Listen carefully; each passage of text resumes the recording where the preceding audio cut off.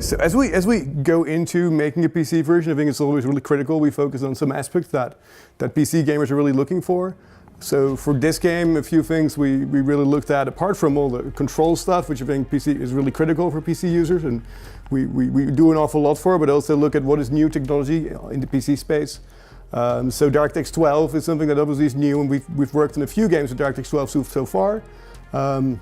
But really we want to take it even further and continue on that cooperation we have with both Microsoft and AMD with DirectX 12. As a hardware developer, AMD tries to keep in good contact with the game developers and provides them with information and techniques how to best utilize modern hardware.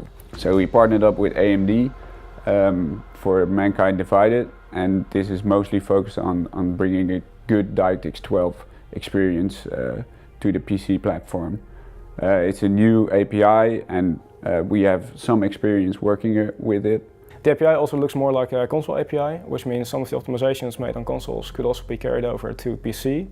And it also means that a lot of the optimizations made for PC DX12 can be carried over to console, back to consoles as well. Eidos Montreal, I think, has really been a great partner for us, and we feel we've been a great partner to them.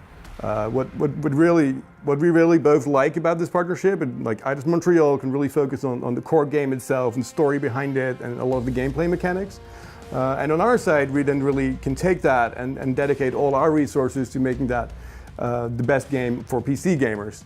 And I think that split of responsibility really helps that everybody gets the best game, and especially PC gamers get the best game, and console doesn't take priority. Since high-end PCs are much more powerful than consoles, we added multiple graphics improvements to Deus Ex for the PC version. One of the graphics improvements we made was an improved bokeh depth of field, which models camera focus more accurately. This results in a more realistic or more believable bokeh depth of field effect in cutscenes and some gameplay scenarios. We also made an improved ambient occlusion effect, which models ambient shadowing more realistically. The effect was based on AMD's AOFX, which is also part of the GPU Open library. Earlier this year, we launched the GPU Open initiative, where all our samples and techniques and documentation about the GPU can be found. All the source code is open source under a very non-restricted license. So game developers can use that source integrated into their games and get well-optimized effects that make their games look better and run great on our hardware. Deus Ex uses pure hair for hair rendering, which was based on TraceFX, which is part of AMD's GPU Open library. Over the last few years, Eidos Montreal has worked on adapting pure hair to suit the needs of Deus Ex.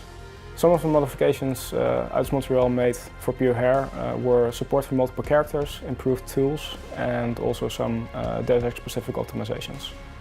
They did that to an extent that they don't even call it TraceFX anymore, but now name it pure hair. Yeah, which is totally fine with AMD. We're happy about them using this technique and making good use out of it. So I'm really enthusiastic about our partnership with AMD. AMD has been a great partner of both Eidos Montreal and Nixxes for many years now. We started a collaboration on the original Deus Ex, or the first reboot of Deus Ex. So it's really great to work with them on making this new Deus Ex a great game for all you guys as well.